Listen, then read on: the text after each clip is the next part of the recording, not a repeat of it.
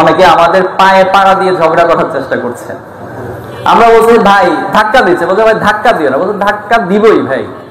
এরপরে বললাম যে ভাই ধাক্কা দিও না ভাই, এরপর ধাক্কা দিবে। এইরকম একটা সিচুয়েশন আমরা পার করছি। এজন্য আমরা দোয়া করি, পাশাপাশি সতর্কও করি, আবার আহ্বানও করি যে আসুন আর সময় নষ্ট না করি। আমরা অনেক সময় নষ্ট করেছি। আমরা আপনাদেরকে আহ্বান জানাতে চাই, আমরা একটি চূড়ান্ত বিপ্লব এই বাংলাদেশে অদূর ভবিষ্যতে সংগঠিত করব ইনশাআল্লাহ। একটি চূড়ান্ত বিপ্লবের ইশতিহার ঘোষণার জন্য ছাত্র সমাজ সহ দেশবাসীকে প্রস্তুতি নেওয়ার উদাত্ত আহ্বান জানাচ্ছি। আউযু বিল্লাহি মিনাশ শাইতানির রাজিম। বিসমিল্লাহির রহমানির রহিম। আপনারা নিঃসন্দেহে অবগত আছেন 2008 সালের একটি পাতানো নির্বাচনের মধ্য দিয়ে আওয়ামী লীগ সরকার ক্ষমতায় এসে এদেশে ফ্যাসিবাদ কায়েমের জন্য চূড়ান্ত নীল নকশা করেছিল। তারা 2006 সালের 28 অক্টোবরের লগি বৈঠার গণহত্যা সারা বিশ্ব দেখেছে, কিভাবে মানুষ পিটিয়ে সেই লাশের উপর নৃত্য করেছিল। সেই ফ্যাসিবাদকে চূড়ান্ত রূপ দেওয়ার জন্য তারা ক্ষমতায় এসে 2009 সালে পিলখানা হত্যাকাণ্ডের মাধ্যমে এদেশের দেশপ্রেমিক 57 জন সেনা অফিসারকে হত্যা করেছিল। এদেশের কোরআনের পাখি আল্লামা সাঈদী, বাংলাদেশের তৌহিদি জনতার কোরআন প্রেমিকের হৃদয়ের নয়নের মণি আল্লামা সাঈদীর বিরুদ্ধে যে ফাঁসির রায় দেওয়া হয়েছিল, সেই রায়কে কেন্দ্র করে 2013 সালের ফেব্রুয়ারি মাসে কয়েকদিনের ব্যবধানে সারা দেশে নারী পুরুষ সহ প্রায় 150 জনের বেশি হত্যা করে শেখ হাসিনা গণহত্যা চালিয়েছিল।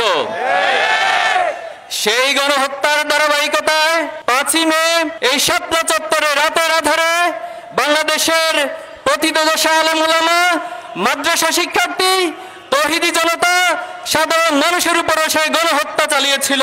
আপনাদের নিঃসন্দেহে মনে আছে 2013 সালের 19 ফেব্রুয়ারি এদেশের ইসলাম বিরোধী যে আইন করা হয়েছিল, এদেশের তৌহিদি জনতার ইসলাম প্রিয় মানুষের বিরুদ্ধে গিয়ে কিছু ব্লগার এবং লেখক তারা আল্লাহ এবং রাসূলুল্লাহ সাল্লাল্লাহু আলাইহি ওয়াসাল্লামের প্রতি কটূক্তি করেছিল।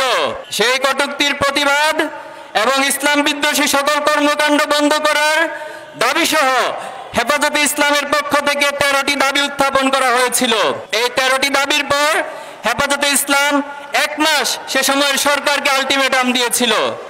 কিন্তু দুঃখজনক হলেও সত্য, সরকার হেফাজতে ইসলামের সেই 13টি দফাকে উপেক্ষা করে ইসলাম বিদ্বেষী একটি চক্রকে দিয়ে শাহবাগে গণজাগরণ মঞ্চের নামে ইসলাম বিদ্বেষী প্রপাগান্ডা এবং কর্মকাণ্ড চালিয়ে যাওয়ার এক মহা উৎসব করেছিল। হেফাজতে ইসলাম সেই 13 দফা দাবি মেনে নেওয়ার জন্য 5ই মে 2013 সালে ঢাকা অবরোধ কর্মসূচি দিয়েছিল।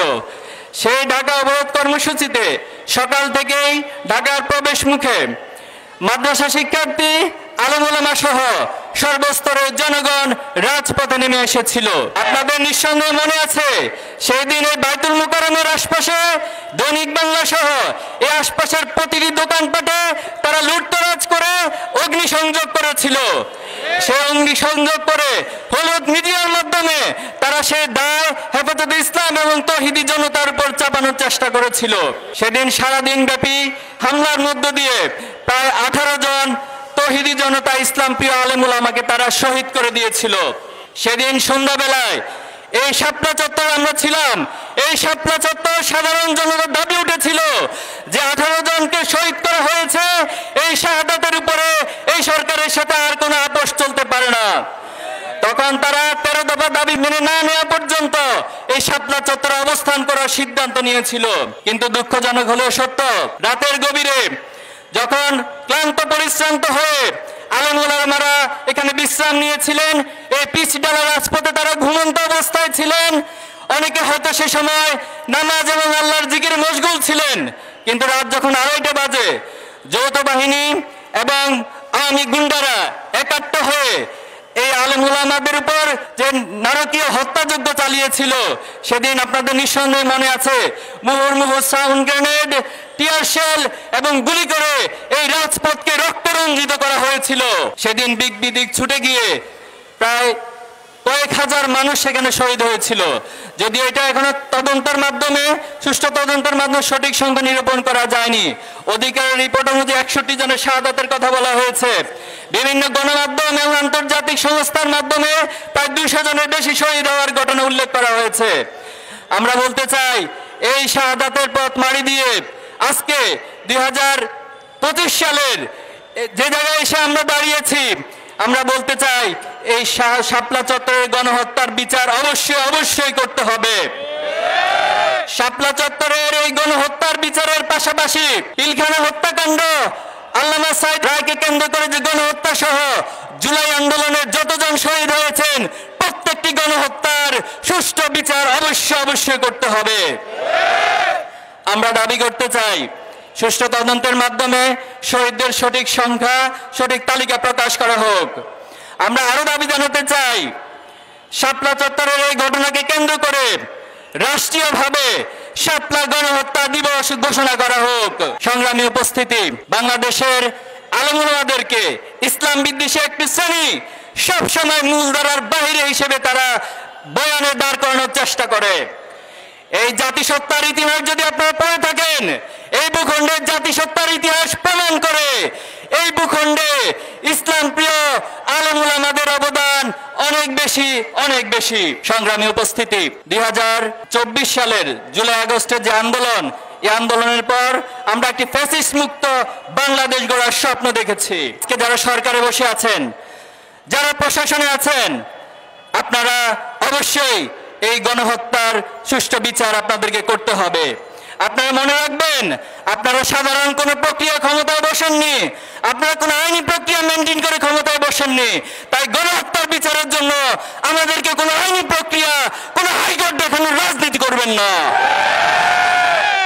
আপনারা অতি দ্রুত এই গণহত্যার কার্যকর এবং দৃশ্যমান বিচার ব্যবস্থা আপনাদেরকে করতে হবে। আমরা কারো নাম উল্লেখ না করে হুঁশিয়ারি করতে চাই, যারা ফাঁসিবাদ পুনর্বাসনের চিন্তা করবেন, হাসিনার যে পরিণতি প্রজন্ম করেছে, আপনাদের পরিণতি তার চেয়ে ভয়াবহ করবে এই প্রজন্ম। সংগ্রামী উপস্থিতি, আমরা একটি নতুন বিপ্লবের স্বপ্ন দেখছি। আমরা আপনাদেরকে আহ্বান জানাতে চাই, আমরা একটি চূড়ান্ত বিপ্লব এই বাংলাদেশে অদূর ভবিষ্যতে সংগঠিত করব ইনশাআল্লাহ। একটি চূড়ান্ত বিপ্লবের ইশতিহার ঘোষণার জন্য ছাত্র সমাজ সহ দেশবাসীকে প্রস্তুতি নেওয়ার উদাত্ত আহ্বান জানাচ্ছি। সংগ্রামী উপস্থিতি, আজকের এই মানব প্রাচীর প্রোগ্রামে আপনাদের সকলকে উপস্থিত থাকার জন্য আন্তরিকভাবে ধন্যবাদ এবং কৃতজ্ঞতা জানিয়ে আমার বক্তব্য এখানে শেষ করছি। আসসালামু আলাইকুম রহমতুল্লাহ।